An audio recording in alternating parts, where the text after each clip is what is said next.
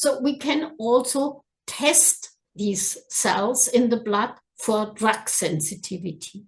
The drug sensitivity demonstrates the response, sensitivity, or non-response, resistance of the living tumor cells to individual cytotoxic substances. The substances can be tested in various concentrations, in combinations, and also under hypothermic conditions. After the initial diagnosis of the primary tumor, it can be tested, or in the metastatic setting at the start of a new line of therapy, and in cases of disease progression during an ongoing treatment. And here is a case of a patient, and as you can see, docetaxel has the highest efficiency in this patient, but he didn't want to take docetaxel in his case. So in curcumin and artesunate were also very effective. Individualized complementary therapy was applied in addition to testosterone deprivation therapy. As you can see, it resulted in a reduction at a stable level. The patient, even if he had a short increase, is in stable clinical remission. How can the percentages of the chemosensitivity be interpreted?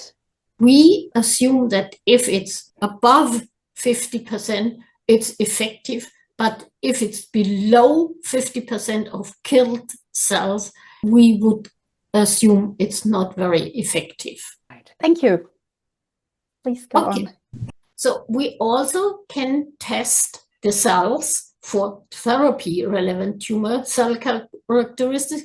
And this is quite important in prostate cancer because a number of therapies make only sense if the tumor has the corresponding characteristics. Tumor characteristics indicate possible response or non-response to therapy. These tumor characteristics can also change during the course of disease, and this can influence the effectiveness of the therapy used. So what we can do, we can look for prostate-associated markers like PSA, most of all, but also PSMA, because there are now detection methods like radioactive PSMA receptor and also therapeutic radioactive PSMA receptor for therapy. We can also look for immune modulatory molecules, and PD-L1 is one of these special markers.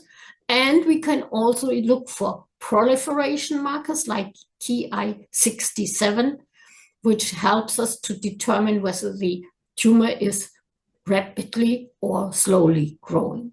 This is here the same patient as before with the markers, and it can be seen that PSMA was very high in this patient, so he might be treated with anti-PSMA. Here is a patient in whom the circulating cells decreased, but the markers on these cells increased preceding in lymph node relapse, and after lymphnodectomy, the markers decreased, but under further leuprorelin, we see a re-increase in markers. Unfortunately, do not have any more analysis on this patient, but it can be seen how markers can change during the respective therapies.